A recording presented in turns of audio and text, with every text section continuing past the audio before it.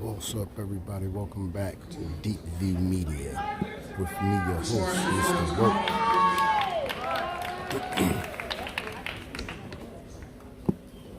So also joining Sherelle at the Rushmore, Ben Mullins, Daryl Parker, Tynell Cook Artist, Gladys James,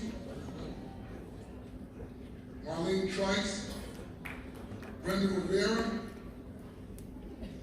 Nafika Wakil, and Yasmin Everett.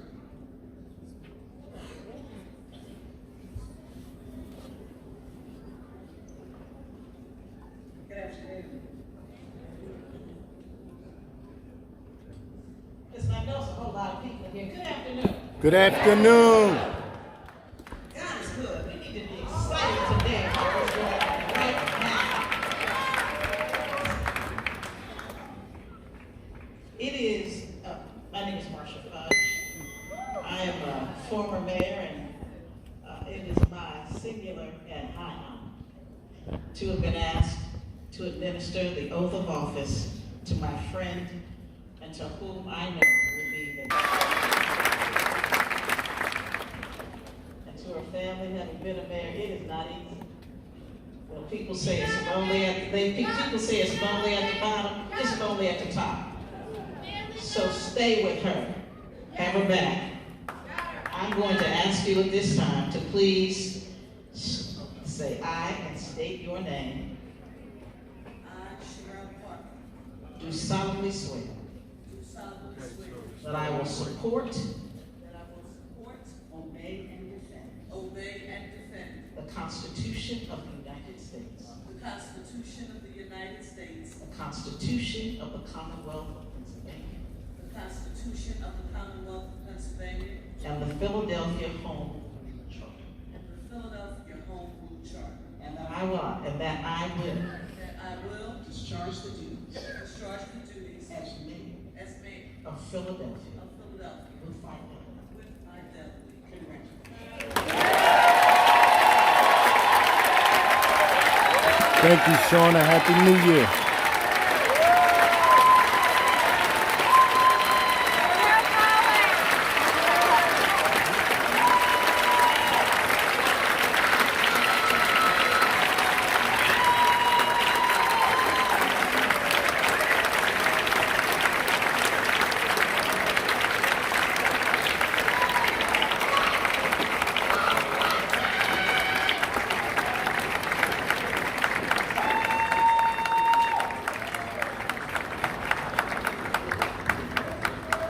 Happy New Year, Miss Liz. Also joined by Commonwealth Court Judge who hails from South Philadelphia, Lydia Hurt.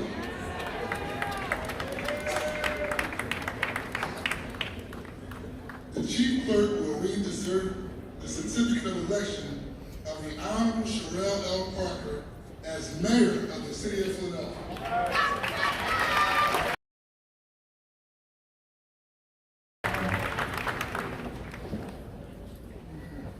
Mayorl L. Parker, an election held November 7, 2023. You were duly elected mayor of the city of Philadelphia for a 4-year term, commencing the first Monday of January, 2024.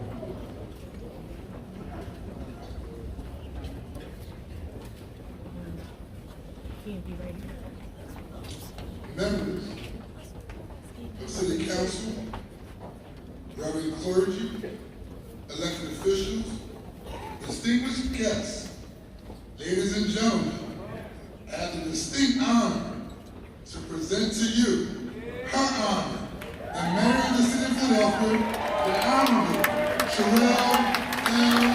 Parker.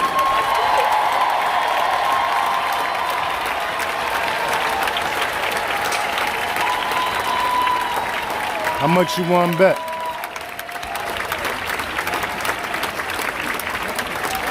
I'm willing to take that bet.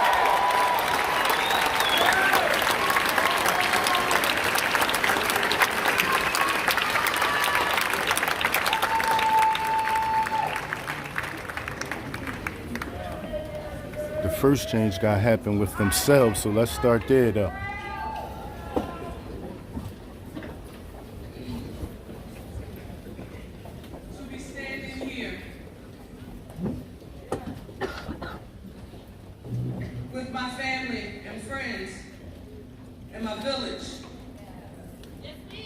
including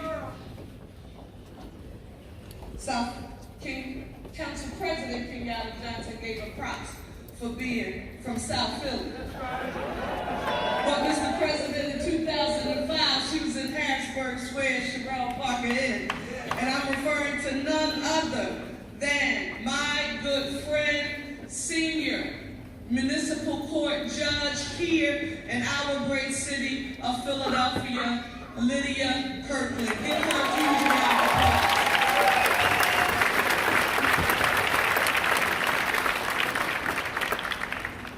To have my oath of office administered today by none other than the Honorable Marsha L. Fudge. You need to know that, she was so humble when she just came up here. But I was 2 years young in this dynamic sisterhood called Delta Sigma Theta Sorority Incorporated, when she became our 21st national president. And for my sorors who are in the audience and also my Divine Nine brothers and sisters, you know how sacred this moment is for me right now to have her here with me.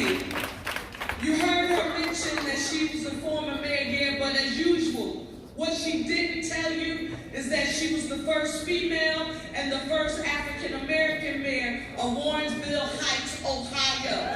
She's the former congresswoman from the 11th district, and she is currently the 18th secretary of the United States Department of Housing and Urban Development. But she's here today in her own right. Now, thank God. This is surreal. You never have imagined this. Thank you, Jesus. Oh, Shirley Ralph, where are you? Thank you. You cut your vacation short to be here. You could have been in Hollywood right now, but you chose to be here. And I want you to know that I'm grateful. Let me start by thanking my Lord and Savior Jesus Christ, for whom all things are possible. And for those of you who know me and you know my life, you know that's not a line for me. I wouldn't be standing here today were it not for the grace and mercy of God. It is with that in mind that I say Happy New Year to you, the great city of Philadelphia. To our Council President Johnson, newly elected Council President Johnson. It sounds good when we say it. Say Council President Johnson. This is going to work out well, Mr. President. We know how to do this thing called call and response, so we're going to be able to get a whole lot done together as partners. Give our Council President a huge round of applause. To him and to all our members of City Council, the leadership, and all of the members who were elected, to our faith leaders who are present, all of our row officers, thank you so very much for being here, and congratulations to each of you. I also want to say to our former mayors who are here, some could not be here. Former Mayor Green, Mayor Good is here, trailblazing, trend-setting, history-making, first black mayor of the city of Philadelphia. Dr. Wilson Moore is here. Want to acknowledge Mayor Rendell and to Mayor John F. Street, who made the neighborhood transformation initiative a thing people will never forget. Mayor Nutter could not be here, but he visited me yesterday. And to my good friend, the 99th mayor of the city of Philadelphia, a gentleman who made improving parks, rec centers, and libraries his #1 priority, but he also understood that if we would give 3- and 4-year-olds throughout the city of Philadelphia access to the opportunity to get an early childhood education, that by the time they got into kindergarten when they were 5 years old, they would be prepared to compete with children who had come from more privileged families. So when people ask you about this legacy, I want you to tell them about Mayor Jim Kenny's effort to educate our children and not just through rebuild, but through love and connectivity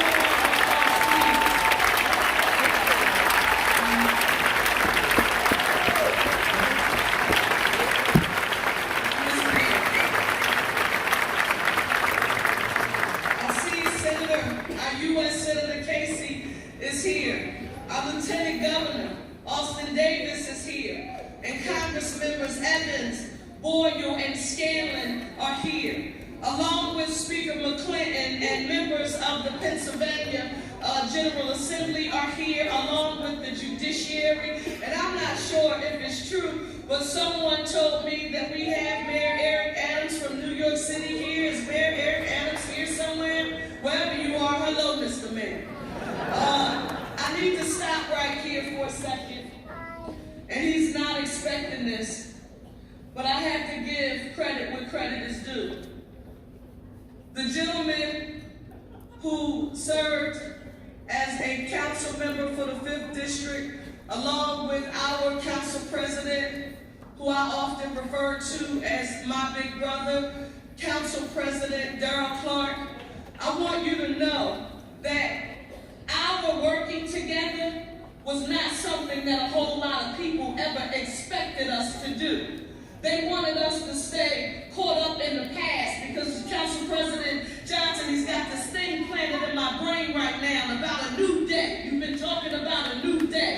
And when he and I started working together, people thought we were going to get caught up in the antiquated, outdated, territorial tribal warfare. God freed against, Bill Gray and black people just fighting each other for no darn reason at all. And we got a chance to work together when you were president and I was a member of the Pennsylvania General Assembly. We did some amazing work for the city of Philadelphia, and we laid a strong foundation that we would later build on. And I want to give credit when credit is due and say, big bro, I wouldn't be here standing today on this strong legacy were it not for you.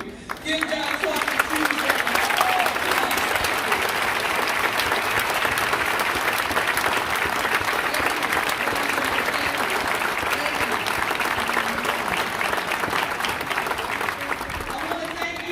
each of our elected officials for being here.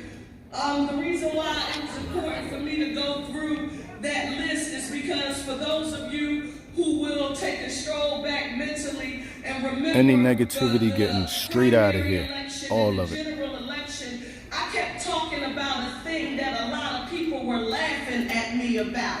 It was called intergovernmental cooperation and planning. And I was saying to people that if it was God's will and they gave me access to the opportunity to become mayor of this city of Philadelphia, that I alone wouldn't be able to solve the complex issues that were facing us, but instead we would have to have an intergovernmental cooperation and planning arrangement at every branch of government. Now I hope Philadelphia, because I will talk about this in a second, that you understand what we just did. You just saw the Secretary for the United States Housing and Urban Development here.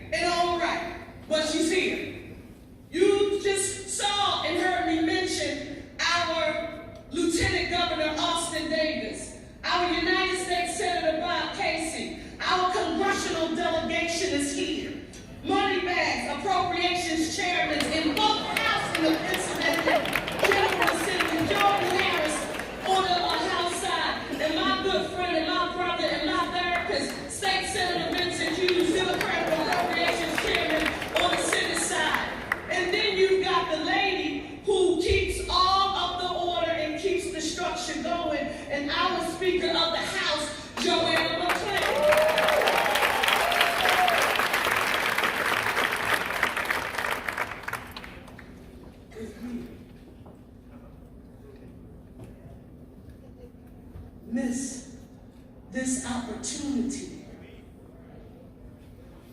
to deliver in a meaningful way for the city of Philadelphia, not just for the next 4 years, but the work that we do now, it should be a foundation for the future.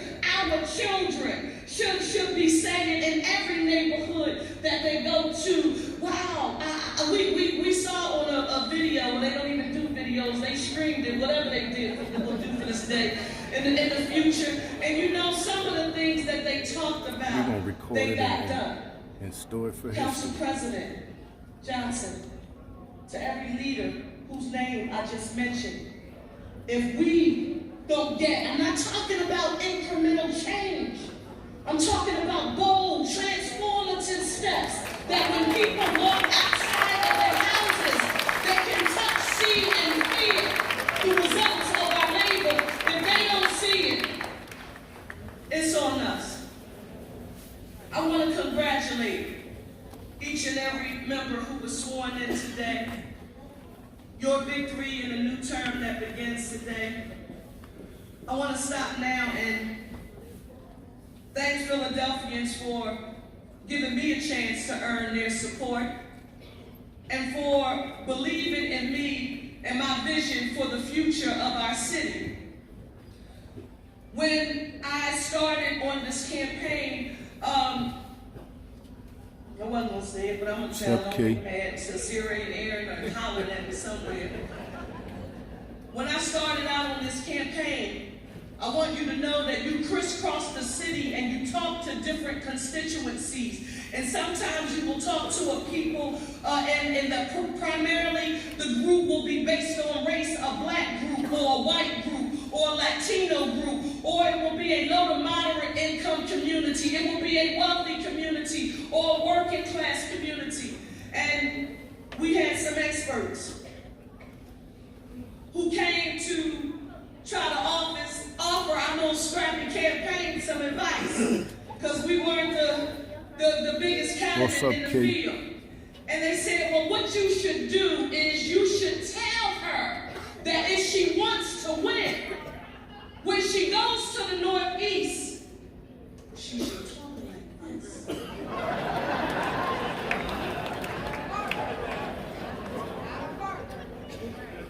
And her message should be about that. And so what about when, you know, she comes back home to the home base in North Philadelphia, she's uptown, sitting in the hairdresser in the barbershop in West Philadelphia, or I'm in South Philadelphia, what am I supposed to do? I couldn't do anything, Philadelphia, but affirm, not through words. I had to affirm through my actions that I was going to stay true to who I am, my story, my life.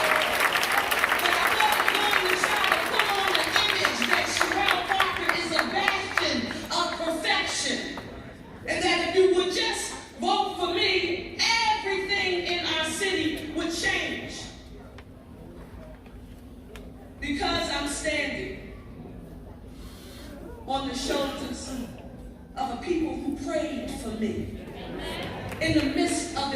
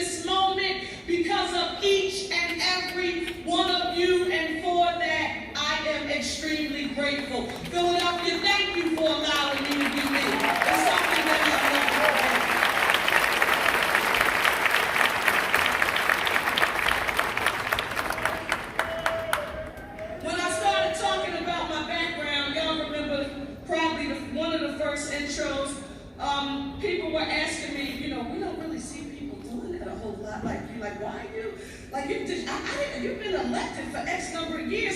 I've never heard you talk.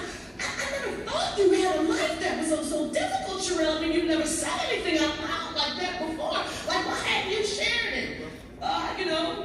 Where I come from, you do what you do, but I don't want any unnecessary, sorrow or sympathy for me. I don't want anybody lowering that expectations, because you know that life for me ain't been no crystal stair, so I just didn't talk about it a whole lot. But because I shared it, I hope that everyone in this city will see something of themselves in me, and that you will have confidence, and that you will absorb a certain amount of grace that I know I get from you, that confidence and grace that will help me lead our city, and I hope that will help you help move our city forward. I want to say this to my young prince. Another thing people didn't want me to say out loud. My young prince, my son, my only child. Guess what? I told our first lady that as soon as he held the Bible, he said, Mom, he's so over this. He said, can I leave now? He's probably with Council President Johnson's children right now. But wherever you are, Langston, if you're under the sound of my voice and you can hear me, I want you to know that Mommy and Daddy love you more than anything else in this world. People are so shocked when they learn that my former husband and I worked extremely hard together, co-parenting our son, and they expected me to just whisper about it or walk with my head, held down and knock my shoulders back. But I just said, after I talk to people, you don't know how many people else, other folks like me it is out there. Because people were coming up to me saying, Sherelle, I know it's possible right now. I think I'm going to pick up the phone and call y'all. Y'all got along so well. I told them don't be getting no fancy ideas. But we do work well in co-parenting our son. Langston, we love you. I don't care what Mommy does in her professional life. Our most important role, Ben Mullins and I, is as your mother and father, and we won't allow anything to get in the way of that. No career, no job, no service, nothing will take me away from you or your father. We love you. I want to start on my message today by saying to each of you that by every statistic imaginable, I am not supposed to be standing here today. Why? Because it is true, for those of you who read it, I, Sherelle Parker, was a child who most people thought would never succeed.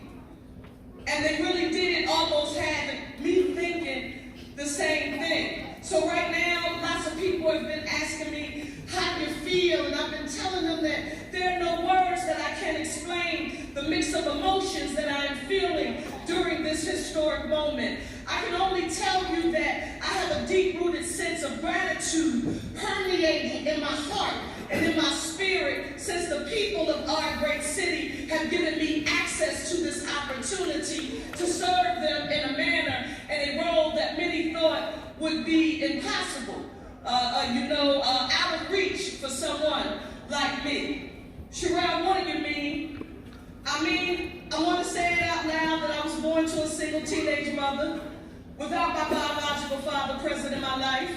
My grandparents raised me. Mommy, a domestic worker from Manning, South Carolina. Daddy, a disabled Navy veteran from Accomack County, Virginia, who received public assistance. You heard me on the trail talk about that colored money in books. Some people whisper to me, well, what does she mean when she says the colored money? It means that my grandmother and my grandfather were on public assistance, that they had to receive food stamps and cash assistance to take care of me. I want you to know that were it not for their resilience, their stick-to-itiveness, I wouldn't be here. I want to say to my family, to my community that brought me up, who believed in me, They believed in the power of education, and they believed that it could change a life. They saw some things in me, and this is important when we look at the state of affairs in our city right now and what our young people are facing on a daily basis, because some people act like they are all growing up in Cosby-like families, and that is not the reality. I was the first college graduate in my family graduating from Lincoln University.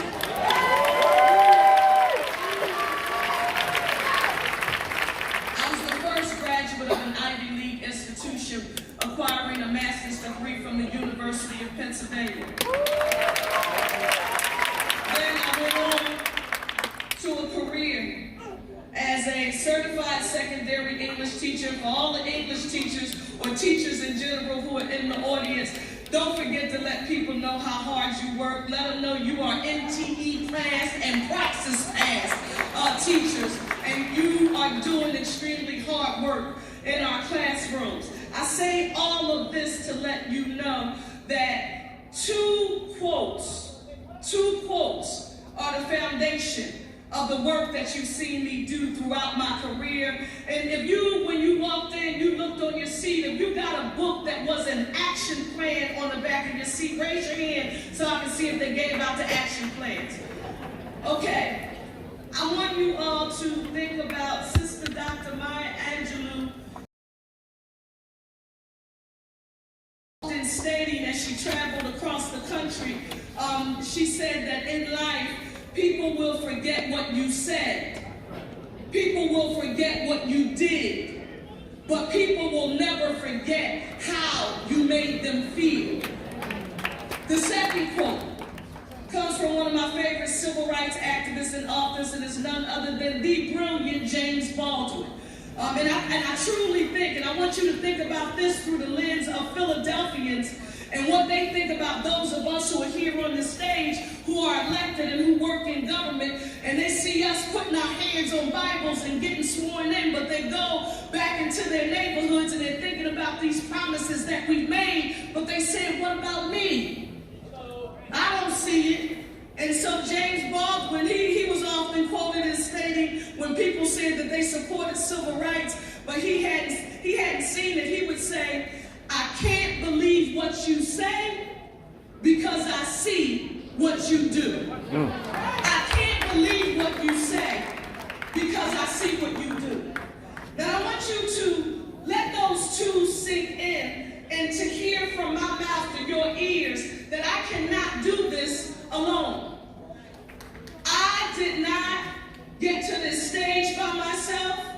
I believe that right now and at this very moment, and I mean this with all my heart and spirit, there's a block party going on in heaven right now. And my ancestors are saying right now, even my mother and my father, took a lot of hours of therapy to say my biological father. They are saying, my single teenage mother and him, thank you, God, for being the vehicle that allowed us to bring Mayorl in the world. He even used them. She probably will. She probably mentioned it. Are listening, and Daddy is saying, Mary Mason, I heard him mention it one time. Some people, they don't even know me. Young people, they don't even know me. I heard him mention it last week. Daddy, that was my grandfather's nickname for me. And my great-aunt Vi and my great-grandmother, Big Murder. 31st Lehigh. They are all saying, she may not have thought that it was fair, but all of our hard work, the fruits of our labor, look at what it's yielding right now. But this is what she better not ever do, because we'll come down from the heavens and touch her. If she ever thinks that any title she acquires, any academic credential she assumes, any professional development that she gets, any acts of power that she gets, and she begins to get caught up in reading the headlines and getting used to people calling her Madam Mayor and feeling a tad bit haughty, we will touch her and remind her that the gift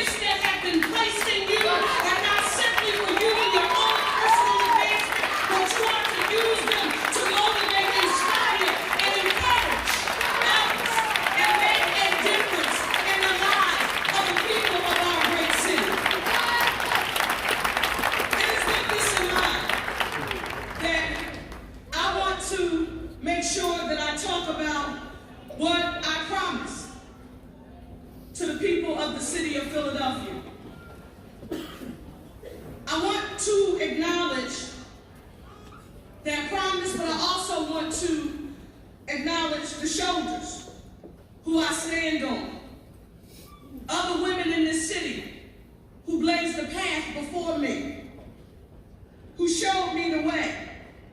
I couldn't make a promise like that which I am about to refer to had it not been for a lady named Augusta Alexander Clark, Augusta Clark. If I hadn't saw a brawler by the name of Joan Krajewski fighting for quality of life, and what about Roxanne Jones and Cleveland, Seaver Lord Sutton, and the first woman president of the City Council of Philadelphia, Anna C. Berner? I am not here but for their years of efforts, their years of fight, their years of service, and I want to give credit where credit is due because I stand on their shoulders. We lost Dr. Constance E. Clayton, who was the superintendent of schools when I was in the school district of Philadelphia. And she taught us that we, Philadelphia's children, were capable of anything if we received a high-quality, first-class education. My mentor, the one and only, the boss lady. Vincent Hughes would call her the boss with the hot sauce. I'm referring to none other than Councilwoman Mayorl Tasker,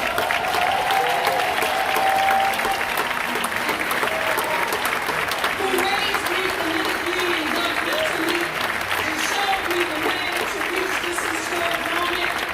I am here but for my beloved boss lady. I stand on the shoulders of those women. And I've got to say about this gentleman, let me stop here and say this about this gentleman.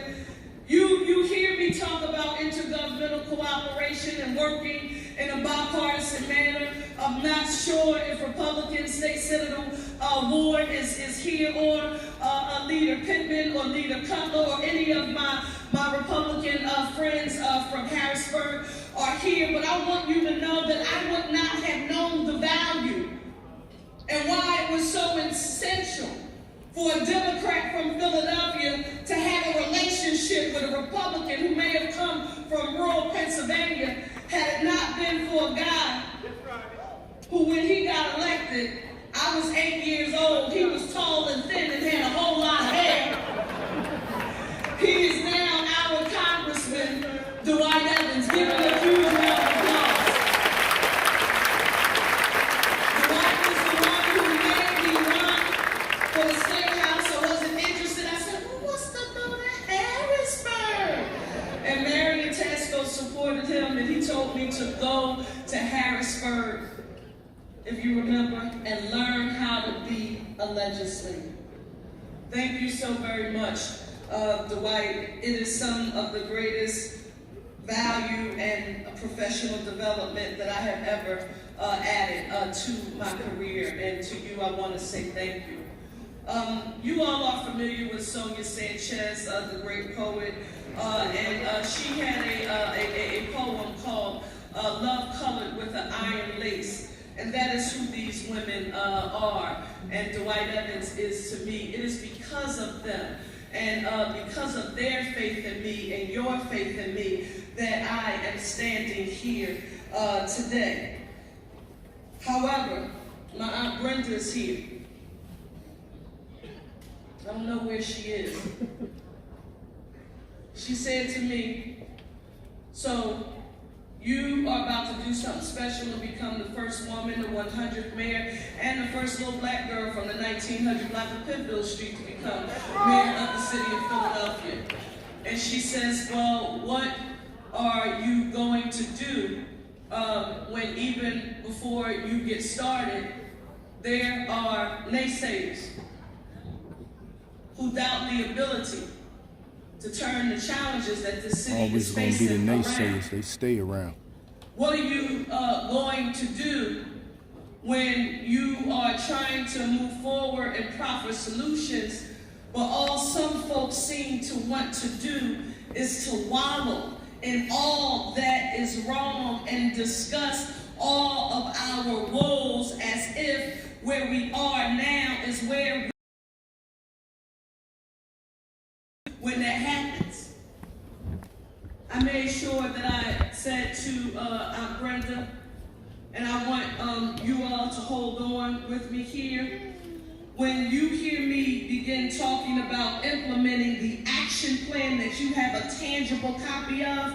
The reason why you have a copy of it is because it's a commitment to you, and that means I'm going to get it done because we gave our word, and when we are working to implement the goals that are included in that plan, and you hear some people doubting us I'm just realizing we this. even get started, I want you to say to them, don't throw shade on my Philly shine.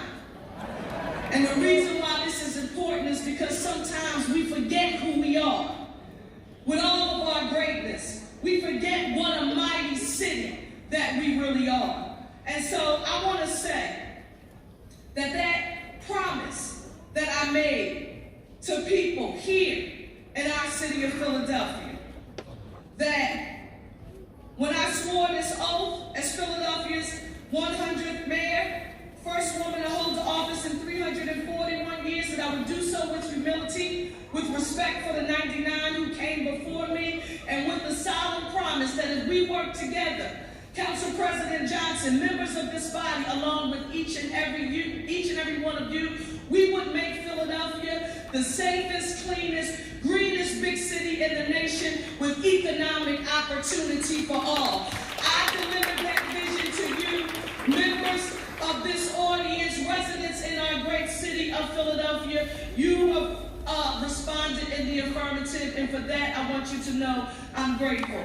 I know it's a tall order, but we don't want people doing what I call becoming expert AOPs. You know them because you have them in your own lives. These are expert articulators of problems. They can go around and around and around in a circle telling you about a problem, but they are very, very, very short on delivering solutions. They will, it's the thing.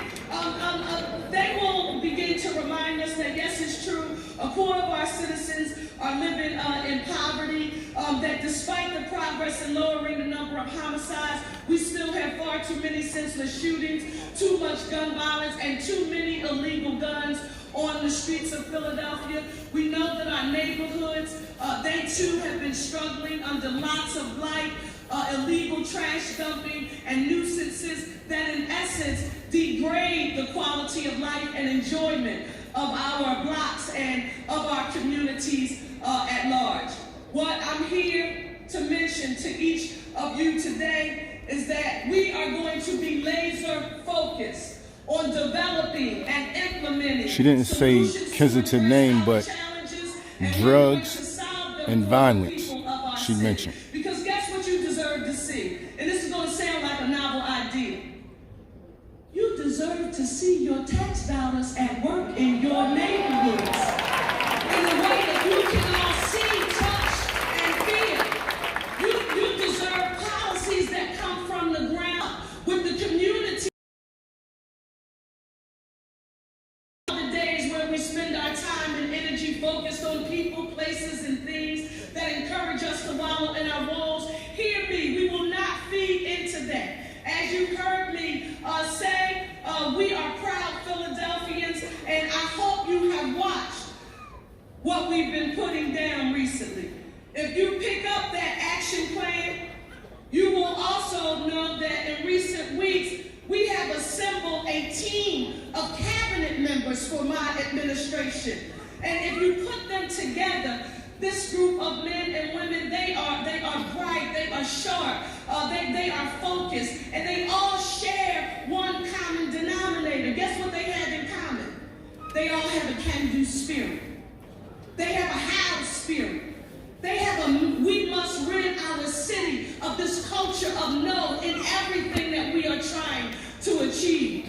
I want to make sure people know this. Nobody should ever come to me and tell me, Mayorl, I don't understand why we are changing the pencils this way for 35 years, and I sharpen 10 pencils a day using the rotary pencil sharpener, and this is the only way we know how to sharpen pencils here in the city of Philadelphia. I want you to know that you will have lost my attention.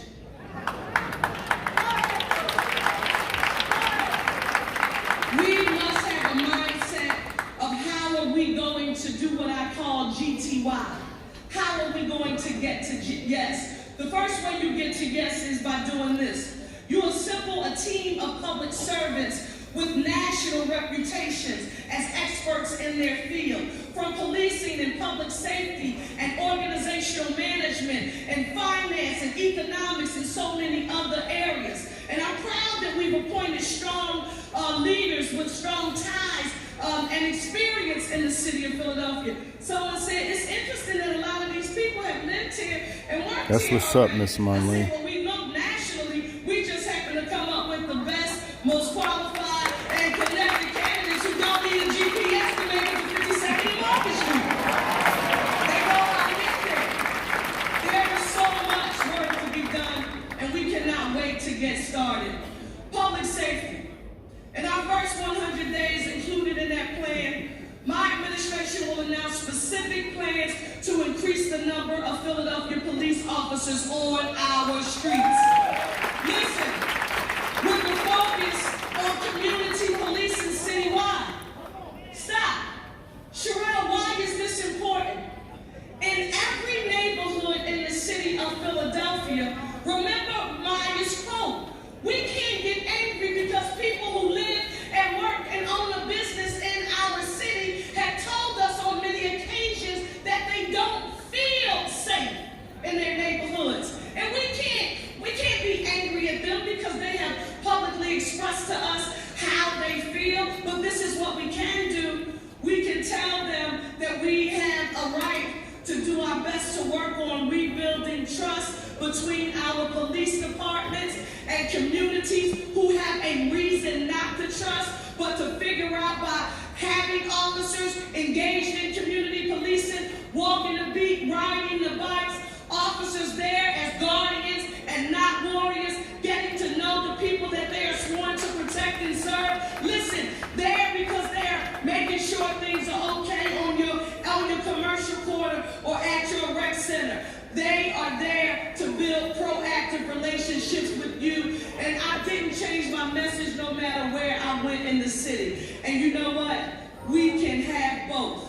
We can have community policing and strengthen those police and community relationships. And we can have accountability at the same time where we have zero tolerance for any misuse and or abuse of authority under a proper administration for any law enforcement official who does not follow the rules. Sherelle, how are you going to do it? We heard you talk about community policing. I'm also going to declare a public safety emergency. Yes, I can. We are going to expeditiously get every available resource into neighborhoods, listen, struggling from scourges of crime, gun violence, drugs, and addiction. I want you to know this. On a personal note, nothing was more frustrating than someone who said to me, Sherelle, we think you lack compassion when you talk about cleaning up the open air drug markets that have existed in our city. When you have talked about we have to do that now, you don't sound very compassionate.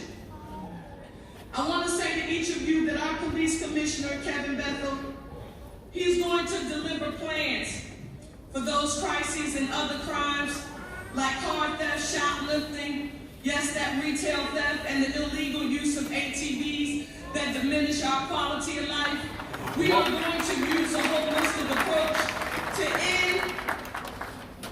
end in our city the crime, particularly the quality of life crimes that we have seen increase, but we are going to have a holistic approach to addressing public health and safety in our city. We're going to stay focused on what you've heard me refer to as the PI, prevention, intervention, and enforcement.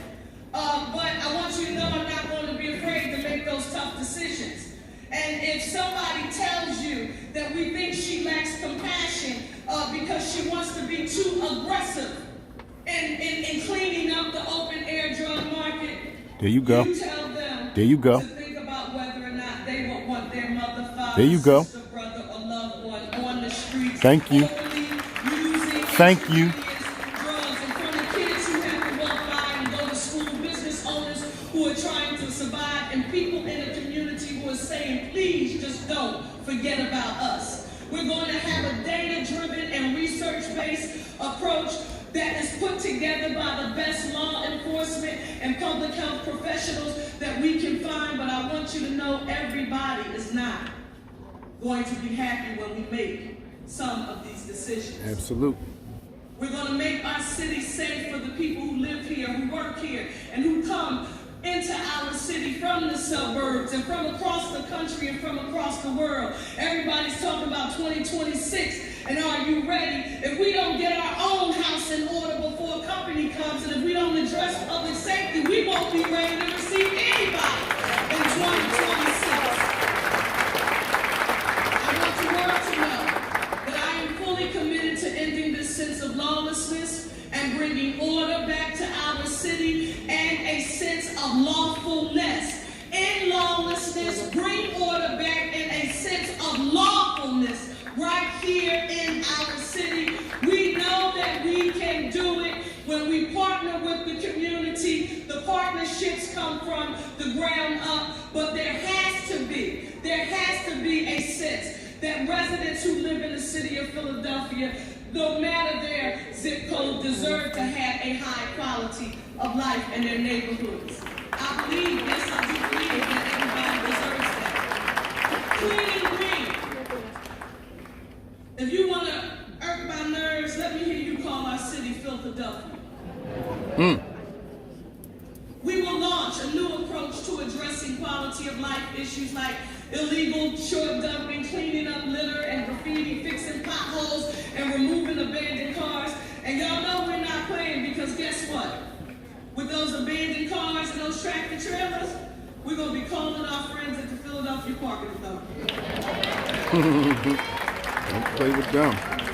So that intergovernmental collaboration that we talked about, when you call us and you get mad because a car's been parked on your block, and your weeds are growing through the car, it's been there are no tags, and you get frustrated that we, the council members, those who are elected to public office, can't get it moved fast enough, we are going to have partnerships. I believe she's going to do something, Miss You should be proud, because if there was anything that I know people remember from your tenure in office, they would say, we will never forget Mayor Street removing all those abandoned cars. They hated him for Operation Livestock. What? We're going to have our clean and green initiatives, and when we do that, abandoned car removal will be a part of it. But we are also going to expand a successful neighborhood-based commercial corridor cleaning program called PHL, Taking Care of Business. Yeah, I'm really, really excited and proud about that. We're going to organize government and the community and businesses to collaboratively clean up our neighborhoods, beautify our streets, and work towards a more sustainable future, all with an eye towards environmental justice for underserved and under-resourced communities. Now on housing. We are going to create a one front door opportunity for residents to access all city-run home improvement programs in one place at one time through one application. We will develop 4 years, I think. what I refer to Or is it- as yeah, affordable 4. luxury. That is affordable homes with high-end fixtures for homeowners and renters. We're going to preserve and build more affordable housing, and I talked about a goal of building 30,000 more units of housing, and we're going to provide more support for small businesses. Now, we're going to also do this, and you didn't know that's something to be excited about. Because what I'm about to say next, some people are going to say, is this really going to get done? We've already started this. We're going to order a top-to-bottom review of the city's land bank to better understand the challenges of developing, banking, and city-owned property. And we're going to work to improve that process. If you're like me, I think it's unconscionable. Think she did that we already. have city-owned Think she is. land and talk about Yep. having an affordable housing complex. She named her whole cabinet We already. have to do what I've learned how to do. Bring everybody at the table at one time. That means we have to call our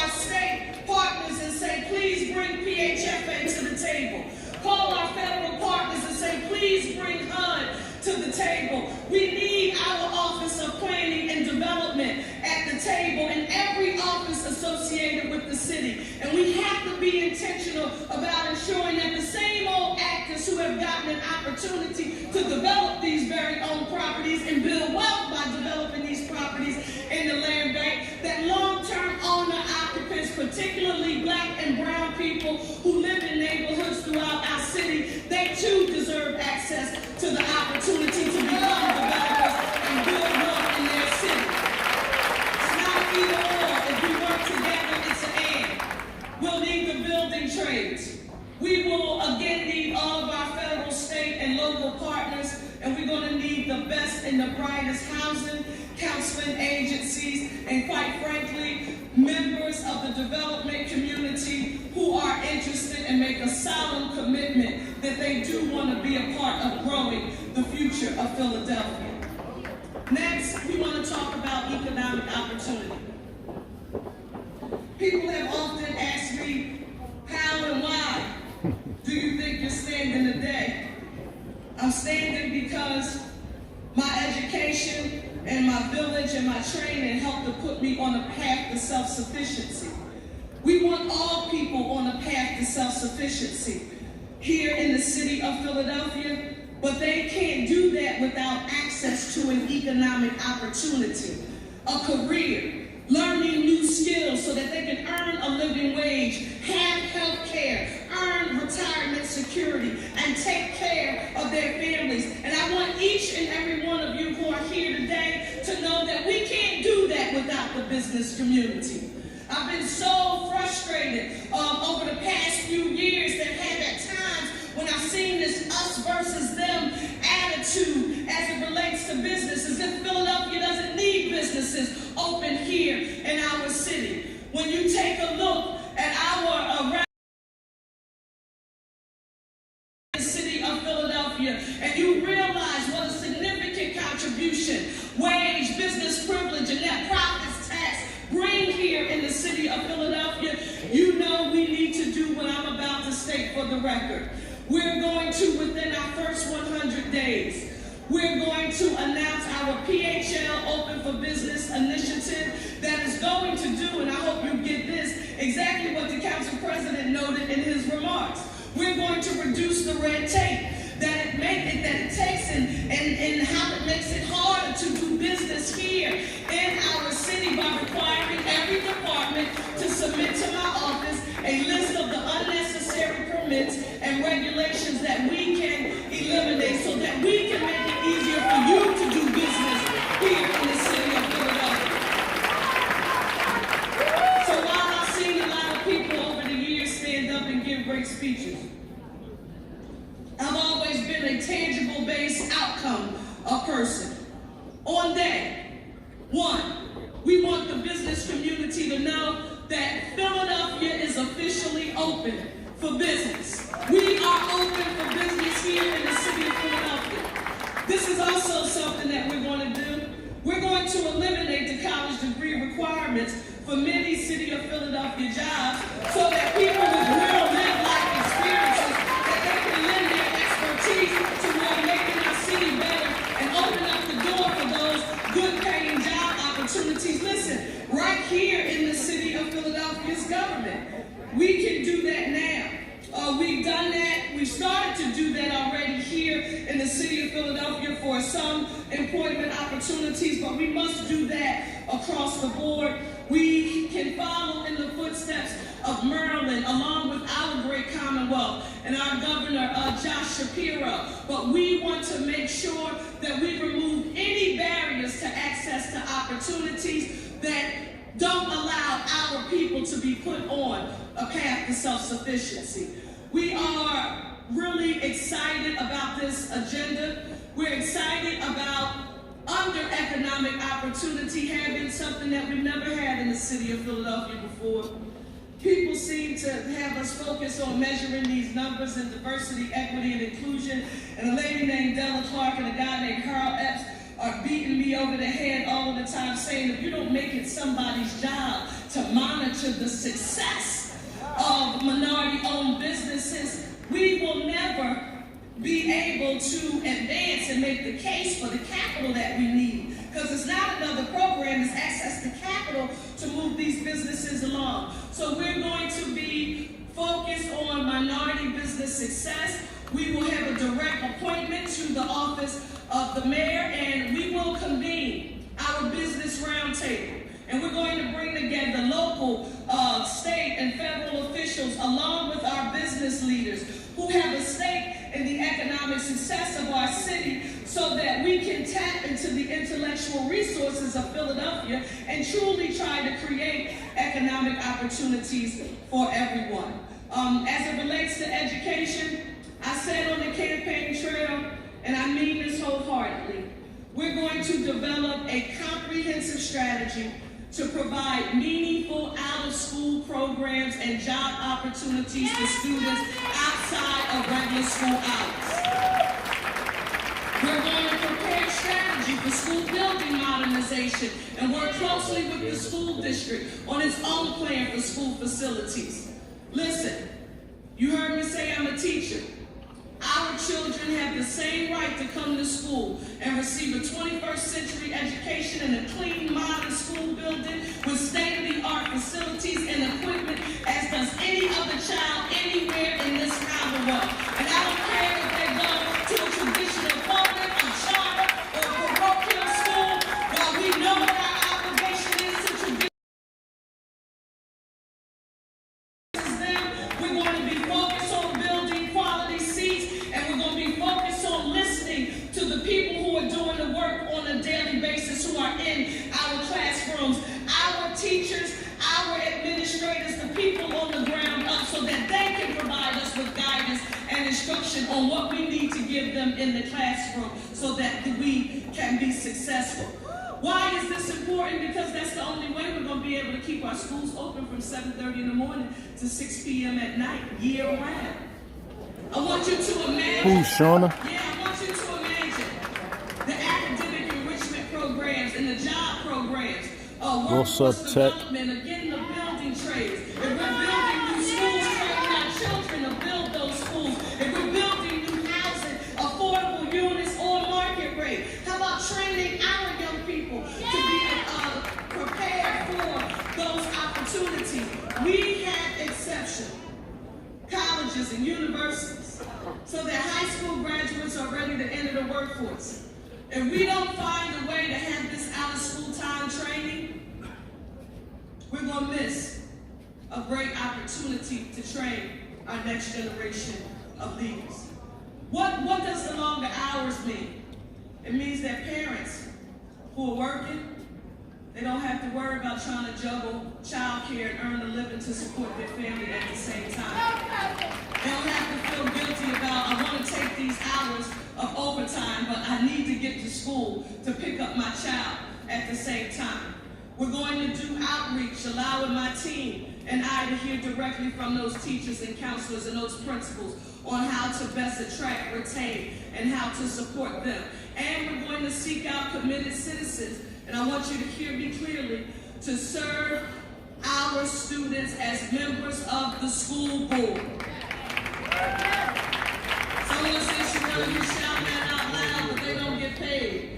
It's one of the most important acts of public service that you could ever contribute to the city of Philadelphia, and we just need more people to consider having access to the opportunity, and not only those people who can afford to sort of mount some kind of campaign. We need those of you who are in this audience and Philadelphians from across the city who have a passion and some academic and educational experience and real life lived experience as it relates to public education, to want to be able to help us with this effort. The final issue that I want to talk to you are about something that I mentioned that I wasn't sure a lot of people understood. I like things to be organized.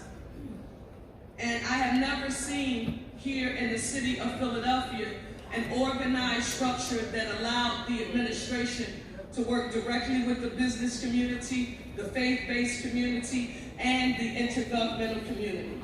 We will be establishing 3 roundtables, and these 3 roundtables will each have working groups, subject matter experts, for example, growth in life sciences, and biotech, institutions of higher learning, our chambers of commerces, workforce development training programs. We want to bring all of these entities together.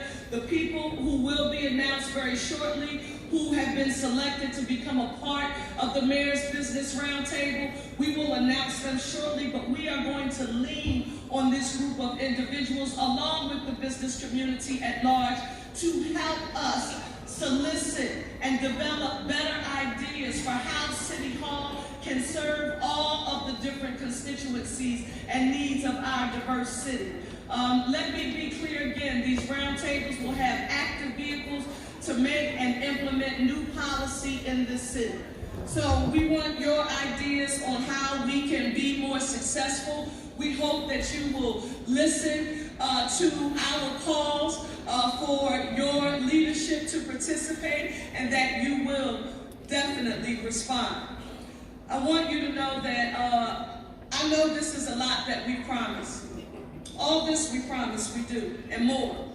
And I believe in a city government that our people can see, touch, and feel with visible actions, helping people at the neighborhood level. We want a government that can scale impact, take a solid program, expand what works, tweak what doesn't, and serve more Philadelphians. We want a revival a few blocks from here at City Hall, a City Hall that brings out the best of Philly with a more efficient government, one that hears people, is an employer of choice. Thank you for what's up, Book. Thank you for stopping in. To bring more resources to our city. There will no longer be a tale of two cities in Philadelphia. We are going to close the gap between the haves and the have-nots. We're going to put people on a path to self-sufficiency. And what we're going to do is work on giving people the ability to take care of themselves. That's right, Tech. On the day I'm asking you to help me again.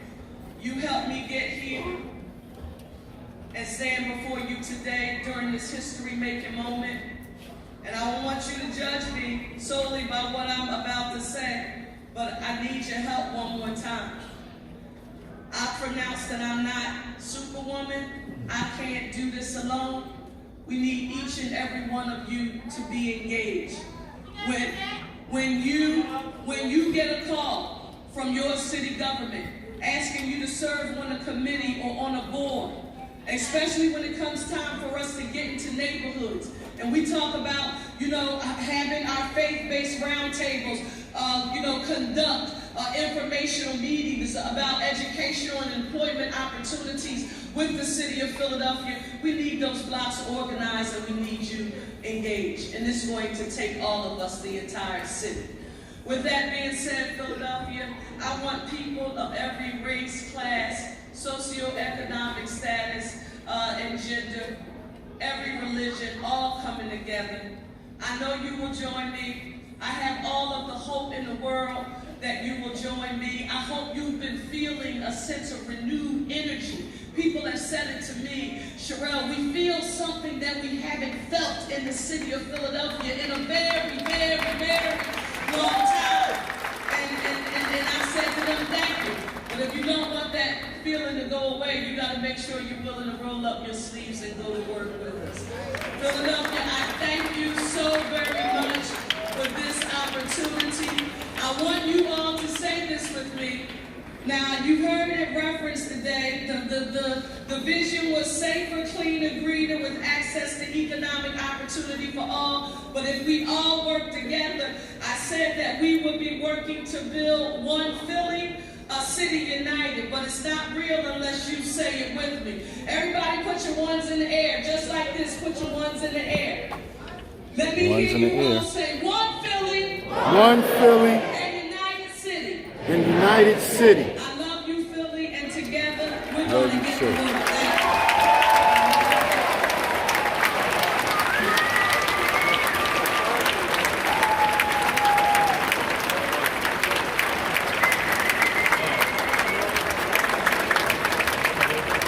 Yep.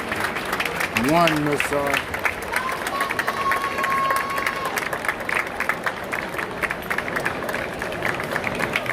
You're welcome, audits. Thank all y'all for checking me out today. Next one is Mayor of the City of Philadelphia. Another real big round of applause, please.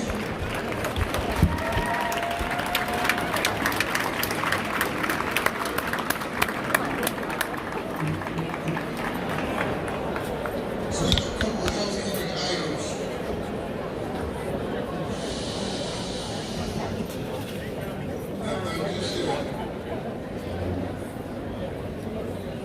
I'm hungry, y'all. I didn't even eat this morning. I can't wait to go eat. I want to take a moment to acknowledge Mayor Sean Patterson, who traveled from Mayor Sean Patterson Howard, head of the African American Mayors Association, who came here today to support Mayor Sherelle Parker. Can we give him a round of applause?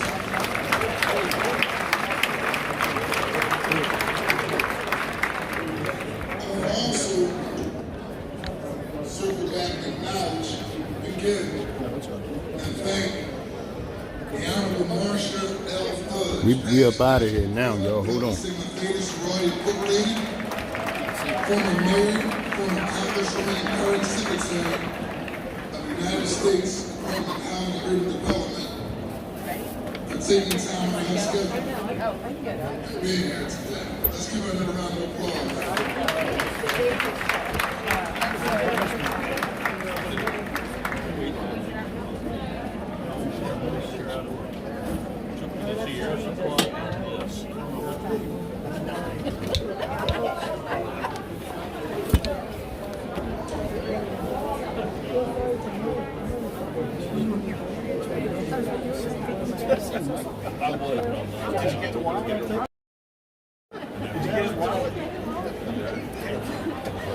Yeah, we about to be out of here, y'all.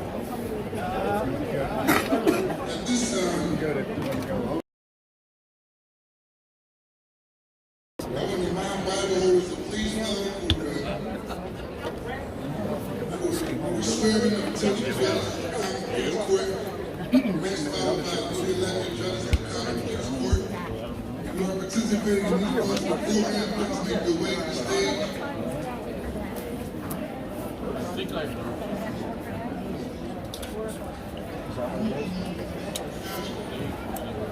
Alongside the aisle on the right side of the venue, as you face the stage and follow the signs for further direction. But next, we have another performance by Backups Choir.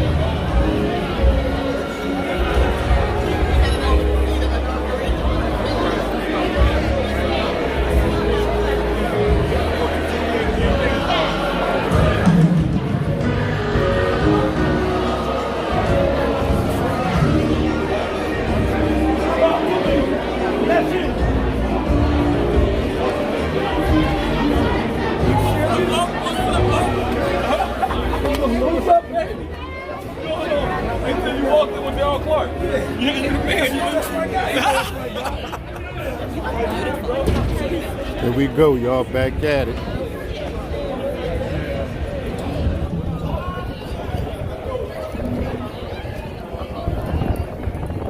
Hello, hello.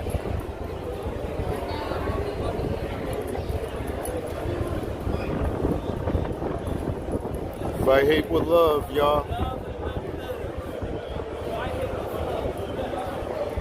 And this what we doing. This what we pushing. Love and let live. Oh, do you gonna try to? How to? You need help? Want me to help you? Yeah.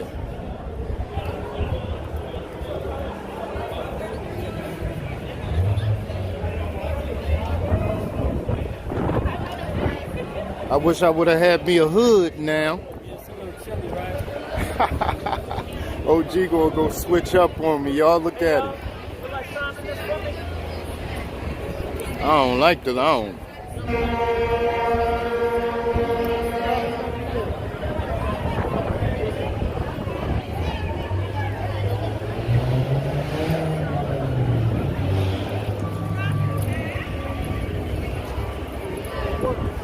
Yeah, that's OG. That's what we did. That's how we ended up with the tickets yesterday.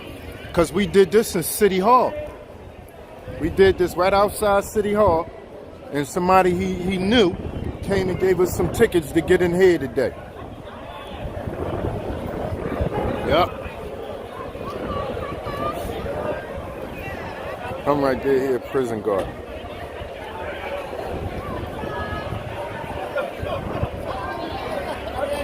Beautiful. You remember him, OJ? No, right here. With the gray suit. Hello. Oh, sorry.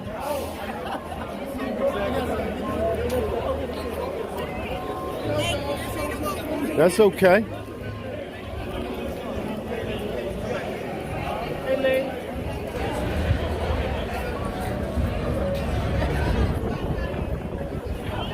Hey.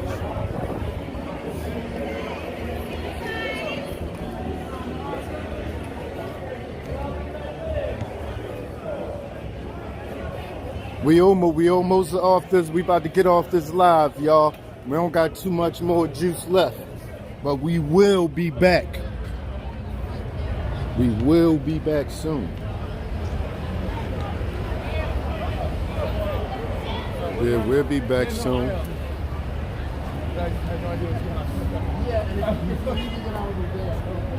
This is why I go out to get all my paperwork. All this, like if I wanted one of these books done, I go here.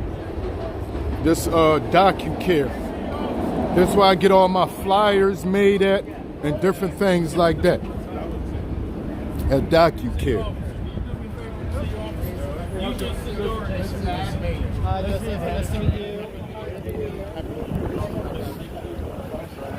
All right, that's it, y'all. Thank everybody for stopping in, and peace until the next time.